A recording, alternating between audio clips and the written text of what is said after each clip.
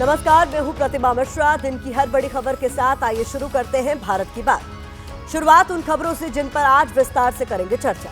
पहली खबर में सियासी शीश महल पर जारी संग्राम के बीच उस फैक्टर 18 की फाइल खोलेंगे जिसको लेकर माना जाता है कि यही दिल्ली का मुख्यमंत्री तय करता है। दिल्ली की लोकसभा सीटों पर बीजेपी को बहुमत, विधानसभा में आम आदमी पार्टी की सरकार। वोटिंग पैटर्न का ये ट्रेंड क्या कहता है, वोटरों के अलग अलग पसंद की वजह क्या है, ये बताएंगे। एसपी टीएमसी दिल्ली में आम आदमी पार्टी का समर्थन कर रही है। कांग्रेस गठबंधन दलों के बीच अकेली पड़ गई है। क्या ये चुनाव इंडिया ब्लॉक की अग्नि परीक्षा है, ये भी आपको बताएंगे। और हर दिन की तरह रात 8:30 बजे होगी स्पेशल रिपोर्ट जिसमें दिखाएंगे सियासी शीश महल का सच क्या है। लेकिन भारत की बात की शुरुआत हम करने जा रहे हैं दिल्ली चुनाव की खबर के साथ। लेकिन हम आपको सीएम आवास पर जारी सियासत और आरोप प्रत्यारोप वाली राजनीति नहीं दिखाएंगे, वो आप सुबह से देख और सुन रहे होंगे। बल्कि आज हम बीते चुनाव नतीजों के आधार पर 2025 की बाजी कौन जीतेगा इसका तथ्यात्मक विश्लेषण करने वाले हैं।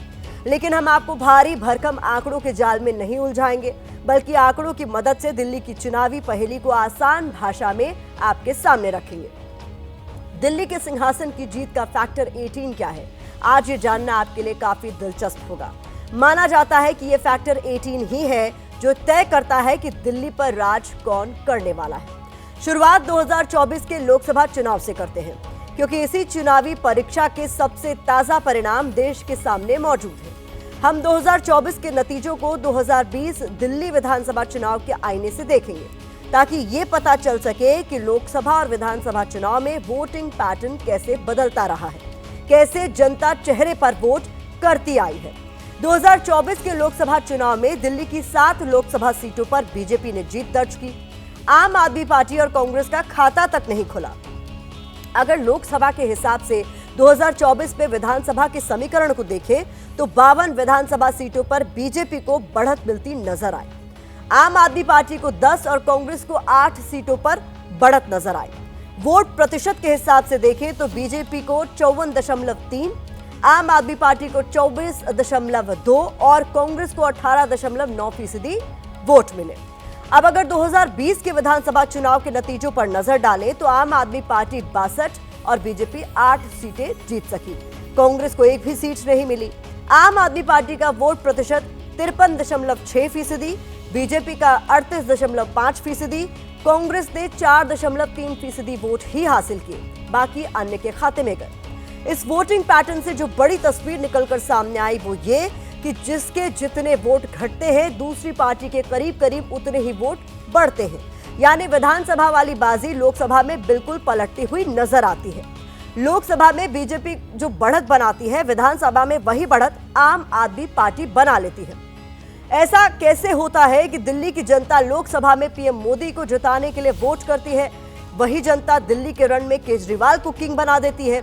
चुनाव विश्लेषक इसको किस तरह से देखते हैं, ये भी समझना जरूरी है।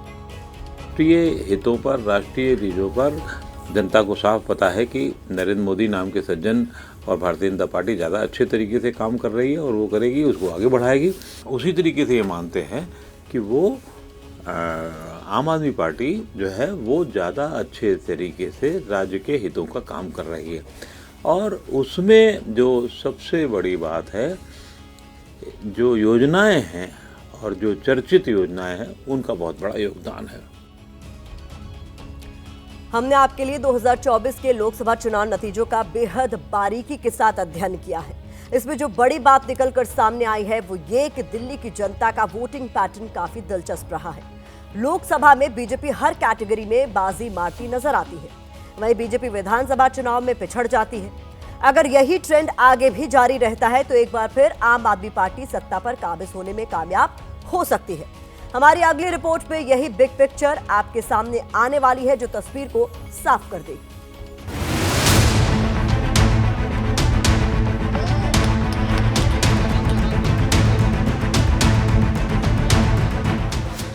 दिल्ली में राजनीतिक दलों के अपने अपने जीत के दावों के बीच 2024 के लोकसभा चुनाव का वोटिंग पैटर्न ट्रेंड कर रहा है। 2024 के चुनाव के हिसाब से विधानसभा चुनाव का गणित समझने की कोशिश की जा रही है।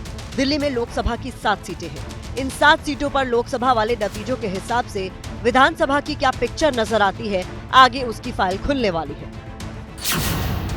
रिसर्च के मुताबिक चांदनी चौक लोकसभा सीट के अंतर्गत 10 विधानसभा सीटें आती हैं। इनमें 7 पर बीजेपी और 3 पर कांग्रेस को बढ़त दिखी। पूर्वी दिल्ली लोकसभा सीट पर बीजेपी को 8 और आम आदमी पार्टी को 2 पर बढ़त नजर आई। इस लोकसभा क्षेत्र के तहत भी 10 विधानसभा सीटें आती हैं। नई दिल्ली लोकसभा सीट के अंतर्गत आने वाली 10 सीटों में से 7 पर बीजेपी और 3 पर आप ने बढ़त बनाई। उत्तर पूर्वी दिल्ली लोकसभा सीट पर नजर डालें तो 6 पर बीजेपी और 4 पर कांग्रेस को बढ़त दिखी। उत्तर पश्चिमी दिल्ली लोकसभा सीट पर यह आंकड़ा बीजेपी के पक्ष में 9 और कांग्रेस के पक्ष में 1 सीट का रहा। दक्षिणी दिल्ली लोकसभा सीट पर 7 विधानसभा सीटों में बीजेपी को बढ़त दिखी, जबकि 3 पर आम आदमी पार्टी आगे रही। पश्चिमी दिल्ली लोकसभा सीट पर यह आंकड़ा बीजेपी 8 और आम आदमी पार्टी को 2 रहा। यानी लोकसभा चुनाव के दौरान विधानसभा सीटों पर भी बीजेपी का प्रदर्शन बेहतर रहा। लोकसभा सीटों के बाद अगर जिलों के हिसाब से दोनों पार्टियों की परफॉर्मेंस का ग्राफ देखें तो क्या रिजल्ट निकलता है, अब उस पर भी नजर डाल लेते हैं। सेंट्रल दिल्ली जिले में 7 विधानसभा सीटें हैं। इनमें 4 पर बीजेपी और 3 पर कांग्रेस को बढ़त मिली। पूर्वी दिल्ली जिले में 6 सीटें आती हैं। सभी सीटों पर बीजेपी आगे रही। नई दिल्ली जिले में 6 सीटें आती हैं। यहाँ बीजेपी और आम आदमी पार्टी के बीच मुकाबला 3-3 का रहा। नॉर्थ दिल्ली डिस्ट्रिक्ट में 8 सीटें आती हैं। यहाँ सभी सीटों पर बीजेपी को बढ़त नजर आई। नॉर्थ ईस्ट जिले की 5 सीटों पर बीजेपी 3 और कांग्रेस 2 सीटों पर आगे रही। नॉर्थ वेस्ट की बात करें तो यहाँ 7 सीटों में से बीजेपी 6 और कांग्रेस 1 पर बढ़त बनाती दिखी। शाहदरा जिले की 5 सीटों पर अगर नजर डालें तो बीजेपी ने 3 और कांग्रेस ने 2 सीटों पर बढ़त बनाई। 7 जिलों के नतीजों में बीजेपी, आम आदमी पार्टी और कांग्रेस दोनों को पीछे छोड़ती नजर आई, लेकिन 2025 की जंग में सब जीत के दावे कर रहे हैं। आम आदमी पार्टी को अब अपनी पराजय दिल्ली में दीवार पर लिखी इबारत की तरह साफ दिखने लगी है। चुनावों में जनता इनको उपयुक्त, प्रभावी और करारा जवाब देगी। दिल्ली की जनता को पता है कि अरविंद केजरीवाल जी ने उनके लिए बहुत सारे काम किए, इसलिए लगातार दिल्ली की जनता का आशीर्वाद और भगवान का आशीर्वाद अरविंद केजरीवाल जी के साथ रहा है। अरविंद केजरीवाल हार रहे हैं, इसमें कोई दो राय नहीं है। और इस समय अरविंद केजरीवाल का ज्यादातर जो वोटर है वो कांग्रेस की तरफ आ रहा है। देखो, वो शीला जी को याद कर रहा है। आगे बढ़ते हुए अगर बाकी बचे जिलों की बात करें तो दक्षिणी दिल्ली डिस्ट्रिक्ट की 5 सीटों में से बीजेपी को 4 और आम आदमी पार्टी को 1 सीट पर बढ़त दिखी। साउथ ईस्ट दिल्ली की 7 सीटों पर बीजेपी और आम आदमी पार्टी के बीच मुकाबला 3-4 का रहा। साउथ वेस्ट जिले की 7 सीटों में सभी पर बीजेपी ने बढ़त बनाई। वेस्ट दिल्ली डिस्ट्रिक्ट की 7 सीटों में से 5 पर बीजेपी आगे रही, जबकि 2 सीटों पर आम आदमी पार्टी को बढ़त मिली। अब तक दिल्ली विधानसभा चुनाव को लेकर इतने विस्तार के साथ शायद ही आपने किसी और न्यूज चैनल पर विश्लेषण देखा हो। अगर आप राजनीति में दिलचस्पी रखते हैं तो ये सारी जानकारी आपके लिए बेहद काम आ सकती है। अब आपके सामने दिल्ली के उस फैक्टर 18 का राज खोलते हैं जिसका जिक्र हमने आपसे कुछ देर पहले किया। ये फैक्टर 18 क्या है और कैसे 18 का ये अंक दिल्ली की राजनीति पर नजर रखने वाले राजनीतिक पंडितों के लिए पहेली बना हुआ है। दरअसल 18 से मतलब दिल्ली के उन 18% वोटर्स से है जो लोकसभा और विधानसभा चुनाव में पार्टी के तौर पर अपनी पसंद बदलते रहे हैं। यानी लोकसभा में वो बीजेपी को वोट देते हैं और विधानसभा चुनाव में पाला बदलकर आम आदमी पार्टी के सिंबल के सामने ईवीएम का बटन दबाते हैं। 18% स्विंग वोटर्स का ये आंकड़ा सामने कैसे आया, इस रिपोर्ट पर देखिए।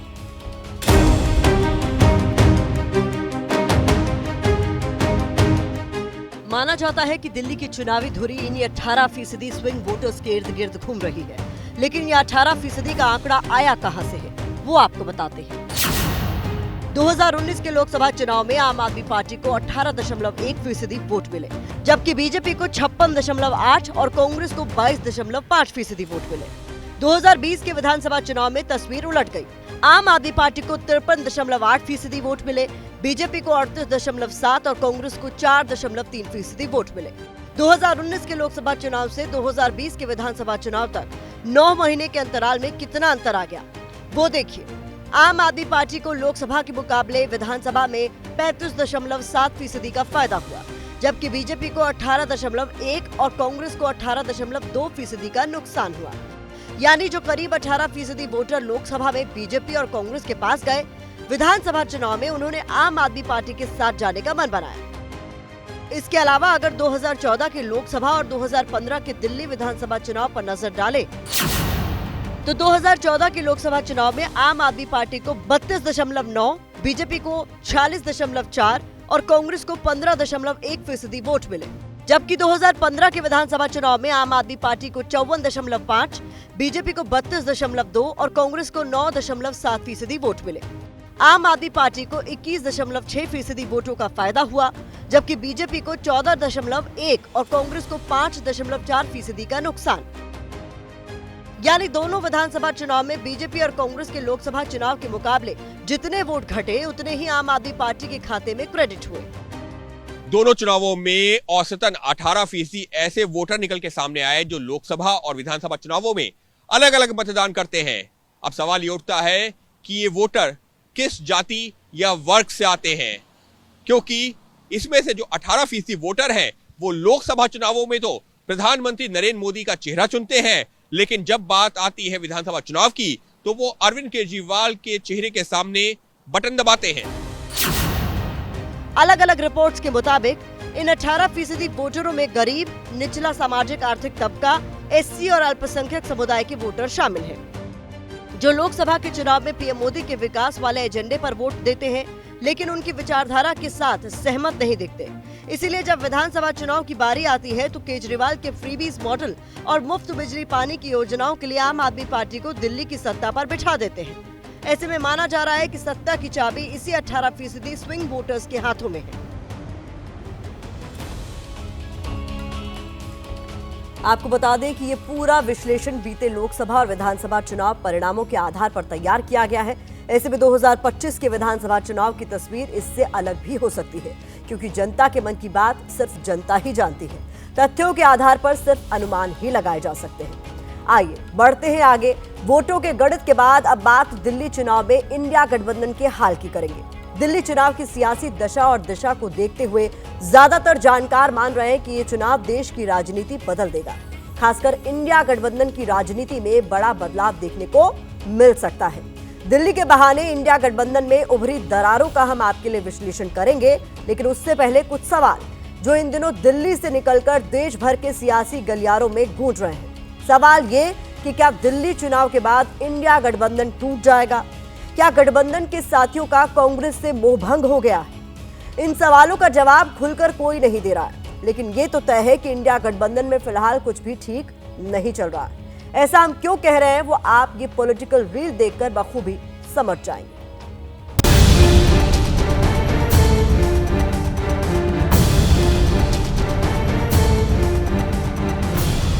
आप पिछले 2 बार से दिल्ली में सरकार बना रही है, मजबूती से लड़ाई लड़ रही है, इसलिए समाजवादी पार्टी ने उनका समर्थन किया। आम आदमी पार्टी का सरकार फिर से आए और भाजपा पूरी तरह उसको डिफीटेड होना चाहिए। टीएमसी और सपा का शुक्रिया कि उन्होंने हमें समर्थन दिया। ये बहुत साफ है कि आम आदमी पार्टी अकेले भाजपा को टेक ऑन करने में पूरी तरह से सक्षम है। पार्टी के बारे में जो निर्णय लेना है ये उनका अपना सोच है। कांग्रेस दिल्ली चुनाव में स्वतंत्र रूप से अपने बलबूते पर पूरे ताकत के साथ ये चुनाव लड़ेगी। पिछले विधानसभा चुनाव में 2020 में कांग्रेस के साथ आरजेडी लड़ी थी 4 सीटों पर, तो पूर्वांचल के वोटरों की संख्या तो वहाँ अधिक है ही। अखिलेश यादव मूलतः वहाँ जाएंगे, कोई बुरा माने सही माने, जहाँ उनको लगेगा कांग्रेस कमजोर हो रही है।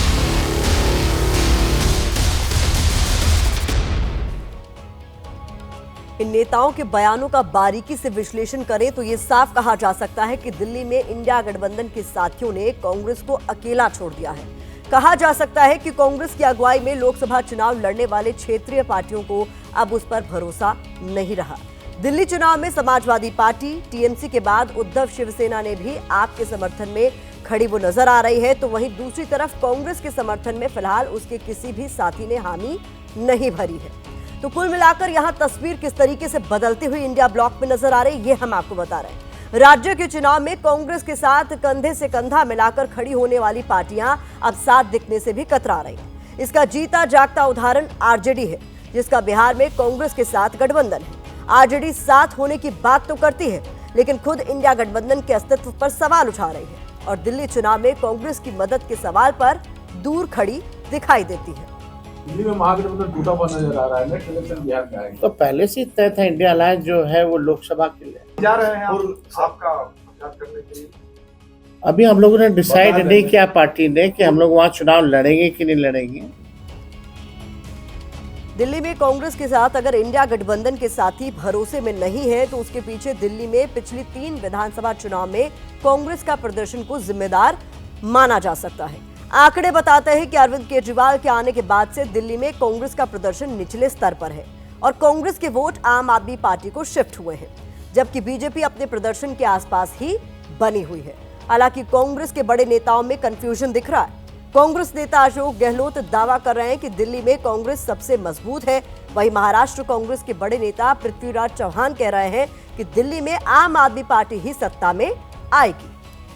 माहौल बदला हुआ है, कांग्रेस बहुत बेटर तरीके से कैंपेन कर रही है, मुझे यकीन है कि इस बार परिणाम अच्छे आ सकते हैं। दिल्ली चुनाव बहुत अहम चुनाव है, मैं समझता हूँ शायद वहाँ केजरीवाल जीत जाएंगे। कांग्रेस भी फ्रे में है, कांग्रेस भी चुनाव लड़ेगी। अच्छा होता अगर कांग्रेस और आपका अगर गठबंधन होता, लेकिन शायद वो नहीं होते दिख रहा है। कांग्रेस में इस तरह का कंफ्यूजन क्यों है और क्यों इंडिया गठबंधन में उसके साथी उस पर भरोसा नहीं कर पा रहे हैं? इस सवाल के जवाब के लिए आपको 8 महीने पीछे लेकर चलते हैं। मई में हुए लोकसभा चुनाव से ठीक पहले एक अघोषित तौर पर ही सही, लेकिन इंडिया गठबंधन की कमान कांग्रेस के हाथ में थी। तब गठबंधन के सभी बड़े फैसलों में उसका दखल होता था, लेकिन गठबंधन में नेतृत्व वाली खटपट की शुरुआत लोकसभा चुनाव के दौरान शुरू हुई। चुनाव से पहले ही गठबंधन की मजबूत साथी ममता बनर्जी ने किनारा कर लिया और बंगाल में अकेले दम पर चुनाव लड़ा। पश्चिम बंगाल में ममता बनर्जी ने कांग्रेस को एक भी सीट नहीं दी।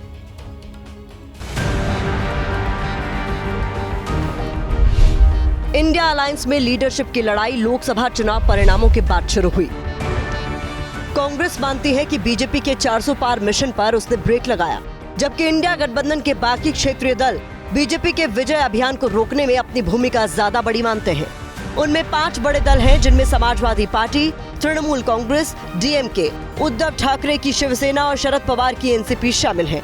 इन सभी ने मिलकर 105 सीटें जीती, जबकि कांग्रेस ने 326 सीटों पर चुनाव लड़ा और 99 सीटों पर जीत हासिल की। क्षेत्रीय पार्टियां मानती हैं कि उनकी वजह से ही यूपी, महाराष्ट्र और बंगाल में बीजेपी के विजयी तूफान को रोका जा सका।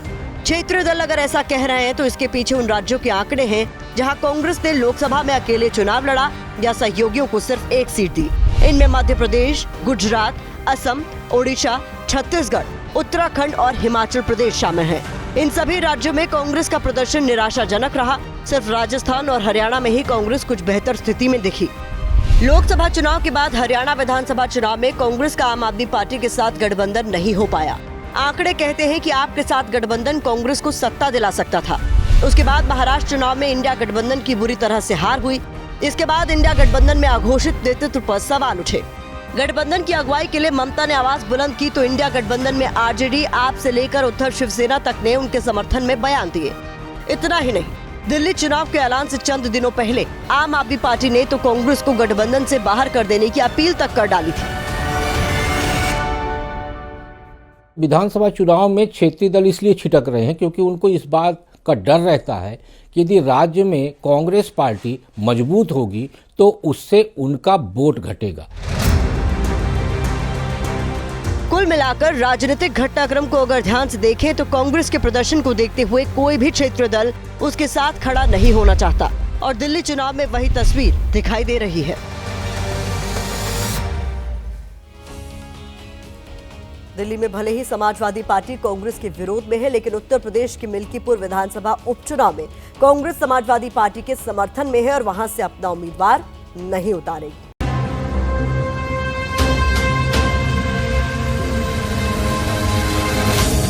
आखिर शौक बड़ी चीज है, फिर चाहे केजरीवाल जी के आम से शौक पूरे करते करते दिल्ली का खजाना ही क्यों न खाली हो जाए या दिल्ली 30 सालों में पहली बार कर्जे में ही क्यों न डूब जाए। 3 महीने पहले भी इन्होंने यही किया।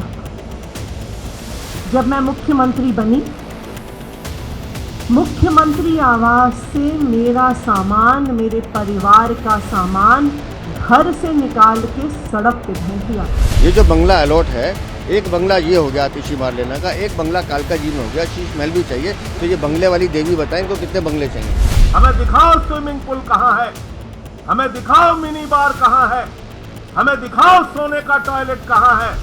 और ये जो पहले ये गीत गाती होगे, पुराना गीत था ना चाहूं घोड़ा गाड़ी, ना चाहूं बंगला गाड़ी, ना चाहूं हीरा मोती, केवल जन लोकपाल केवल हमें दे। तो आज पार्टी कहती नजर लागी राजा तोरे बंगले पर, सारी की सारी नजर उनकी बंगले के ऊपर लगी हुई है। सारे मंत्रियों की नजर, सारे सांसदों की नजर सब बंगले पे लगी है।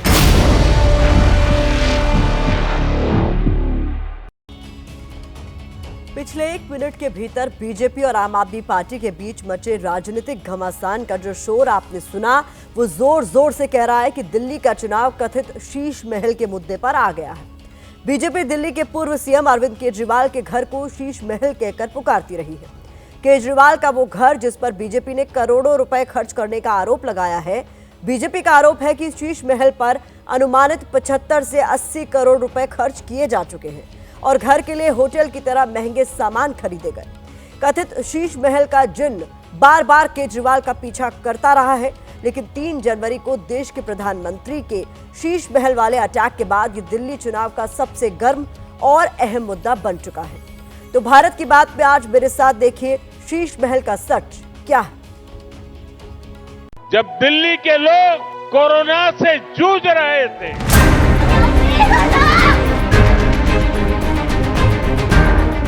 ऑक्सीजन और दवाओं के लिए भटक रहे थे, तब इन लोगों का पूरा फोकस अपना शीश महल बनवाने में था।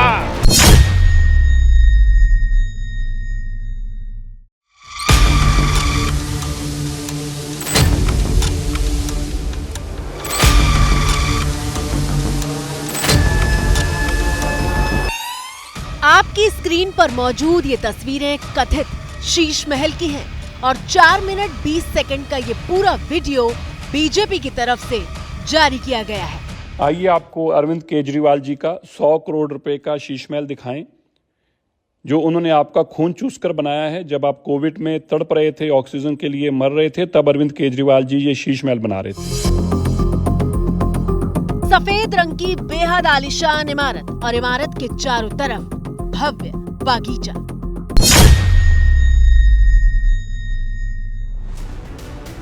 वीडियो में सबसे पहले आधुनिक मशीनों से लैस एक जिम दिखाई देता है और बीजेपी की तरफ से जारी इस वीडियो में मशीनों का परिचय कुछ इस तरह से दिया गया है। कसरत करने वाला कमरा है उनका। देखिए एक एक मशीन इसमें 20-20, 25-25 लाख रुपए की। ये क्रॉस ट्रेनर है, इस पे अरविंद केजरीवाल जी चढ़कर कसरत करते हैं। ये मल्टीपर्पस मशीन है। ये एक एक मशीन लगभग 25-25 लाख रुपए की मशीन है जो आप देख रहे हैं। ये वजन उठाने के लिए है। ये 7 स्टार जिम में होती हैं, लेकिन अरविंद केजरीवाल जी के शौन कोई अमीरों से कम थोड़ा ही हैं।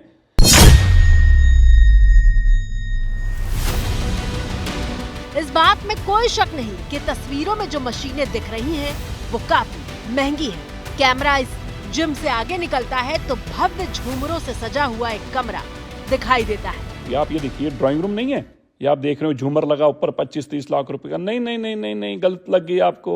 ये अरविंद केजरीवाल जी का प्राइवेट स्पा है। स्पा मतलब जहां पे वो प्राइवेट में केवल नहाने धोने के लिए कसरत के बाद अपनी स्पा में, जिसे वीडियो में प्राइवेट स्पा वाला कमरा बताया जा रहा है, वहां जकूजी दिखाई देता है। और ये जकूजी है, ये जानते हैं क्या है? ये 25-30 लाख रुपए का एक टब आता है जो केवल और केवल 7 स्टार होटलों में होता है। इसमें ये जो सुराख दिख रहे हैं, इसमें से तेजी से पानी प्रेशर से निकलता है। इसमें अरविंद केजरीवाल जी गरम गरम पानी में जकूजी लेते हैं। जब वो आपको लूट कर आते हैं तो फिर थक जाते हैं। लेकिन कथित शीश महल की गवाही देने वाला वीडियो यहीं पर खत्म नहीं होता।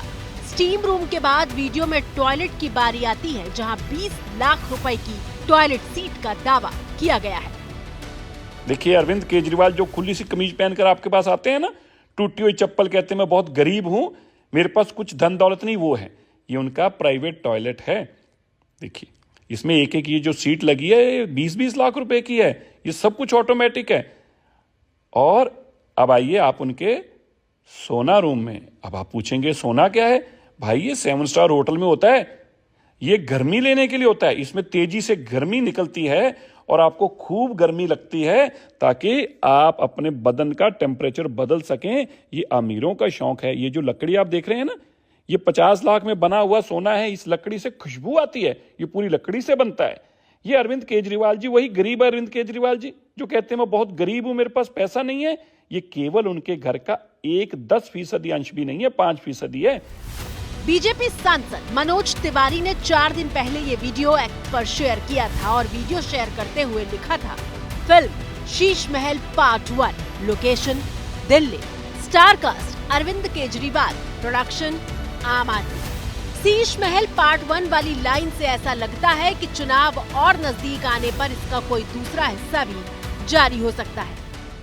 चांदनी चौक विधानसभा में ये पोस्टर जो है, ये बड़ा सा एक पोस्टर बैनर जो है वो यहाँ पर लगा हुआ है, जिसमें जो ये कथित रूप से जो सीएम आवास के अंदर की जो तस्वीरें हैं वो यहाँ पर दर्शाई गई हैं और लिखा गया है कि बाकायदा भ्रष्टाचार का लाउंज, और उसके बाद जो लिविंग रूम है उसकी तस्वीर दिखाई गई है। इसके अलावा जो आप देखिए सीढ़ियाँ जो हैं, सीढ़ियों की भी तस्वीर दिखाई गई है और इसके अलावा जो कॉस्ट है वो भी यहाँ पर इस बैनर पोस्टर पर जो है वो लिखी गई है कि दीवार 4 करोड़ की, कमोड 5 लाख का, टीवी 10 लाख की, मार्बल 6 करोड़ का, इंटीरियर 11 करोड़ 30 लाख का, पर्दे 1 करोड़ के।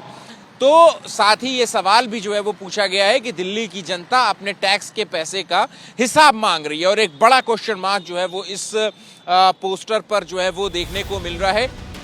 लेकिन सवाल ये है कि बीजेपी अचानक दिल्ली चुनाव में शीश महल वाले आरोप को लेकर इतनी आक्रामक क्यों हुई? तो जवाब है पीएम मोदी का 3 जनवरी को दिल्ली में दिया बयान। मोदी ने कभी अपने लिए घर नहीं बनाया, लेकिन मैं भी कोई शीश महल बना सकता था।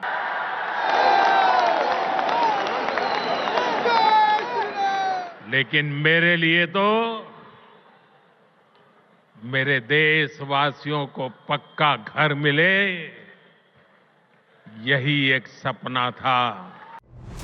5 दिन पहले पीएम मोदी ने दिल्ली में एक कार्यक्रम के दौरान बिना केजरीवाल का नाम लिए शीश महल पर हमला बोला था, और उसके बाद तो पूरी बीजेपी ब्रिगेड ने चौतरफा अटैक शुरू कर दिया।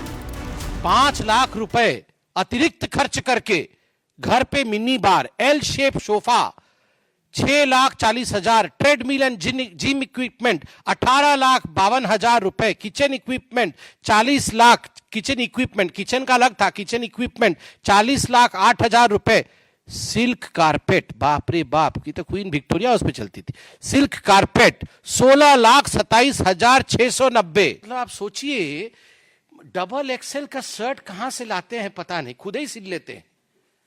और वो जो पेन जो लगाते हैं, चप्पल, ये सब करके वो सिल्क कारपेट पे चल के मिनी बार रखे हुए हैं। 3 जनवरी के बाद 5 जनवरी को मोदी जब दिल्ली में परिवर्तन रैली कर रहे थे, उस दिन एक बार फिर उन्होंने आम आदमी पार्टी पर शीश महल वाला वार किया। जब दिल्ली के लोग कोरोना से जूझ रहे थे, जब दिल्ली के लोग ऑक्सीजन और दवाओं के लिए भटक रहे थे, तब इन लोगों का पूरा फोकस अपना शीश महल बनवाने में था।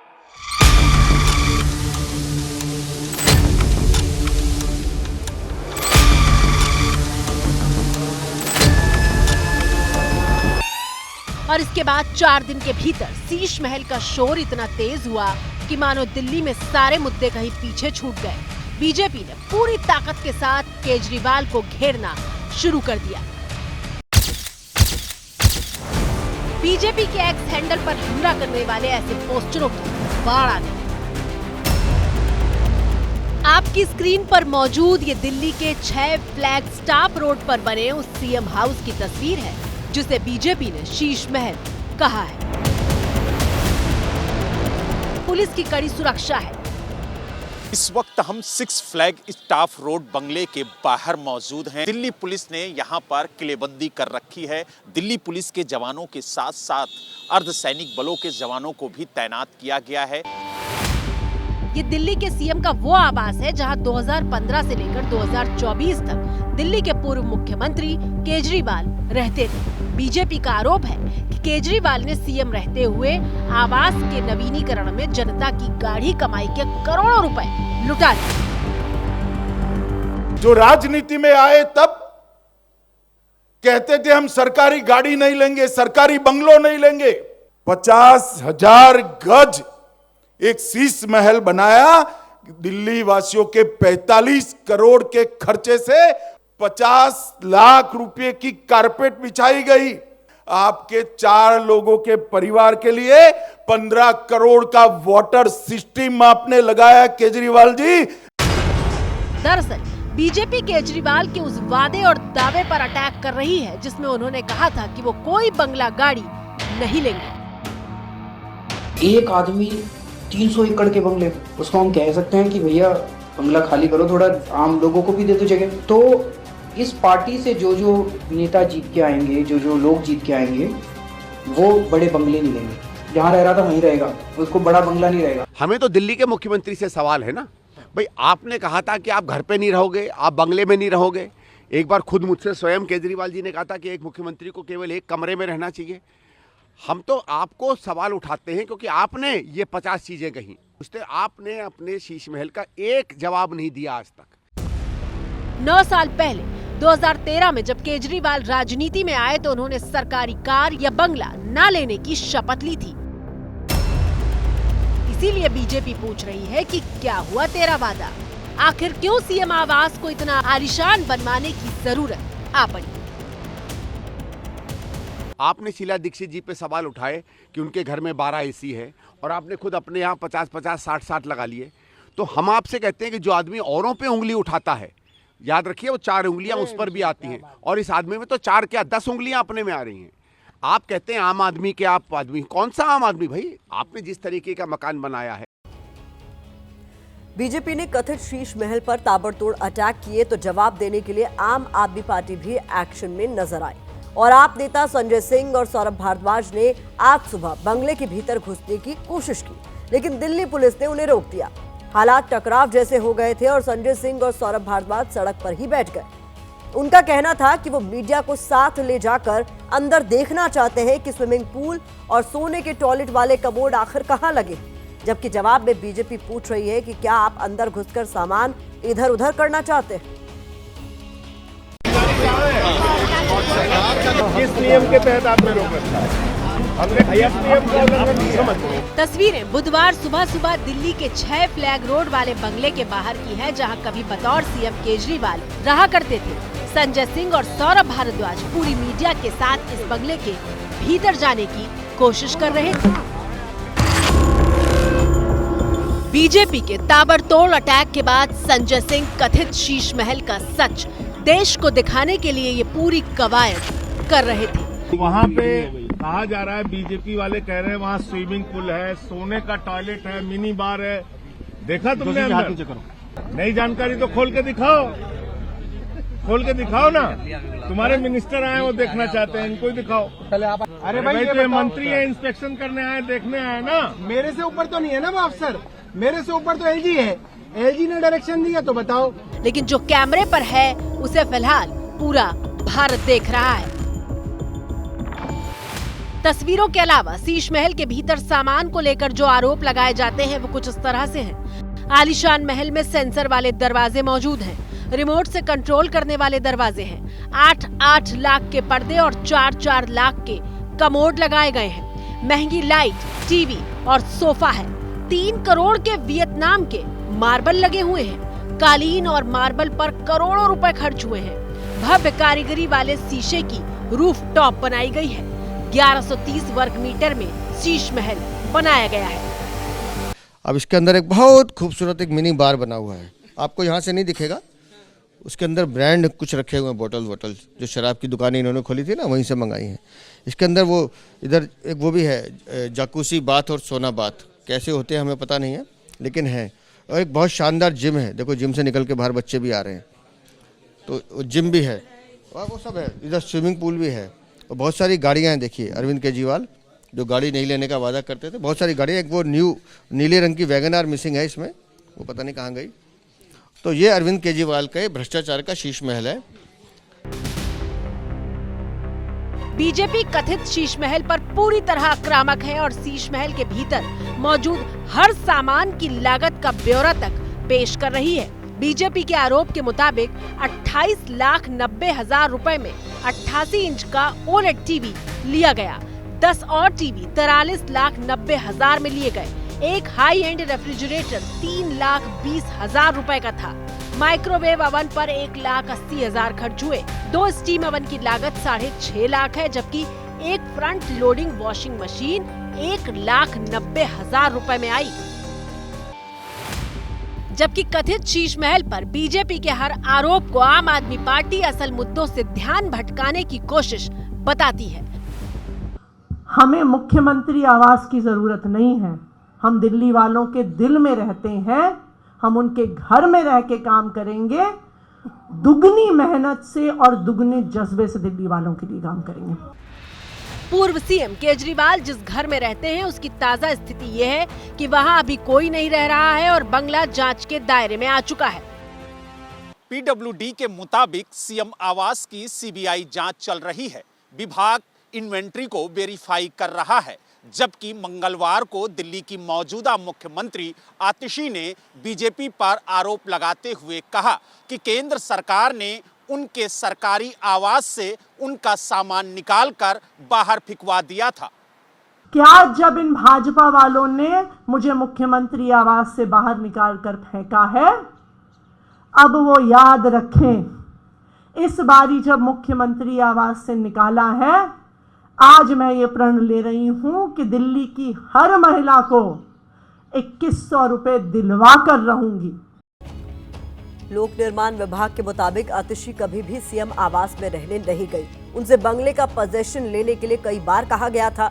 नियमों के मुताबिक जिसे घर अलॉट किया गया है वो सर्टिफिकेट जारी होने के 5 वर्किंग डे के भीतर अगर भौतिक कब्जा नहीं लेता है तो आवंटन अपने आप रद्द हो जाता है। इसी के साथ भारत की बात में मुझे दीजिए इजाजत।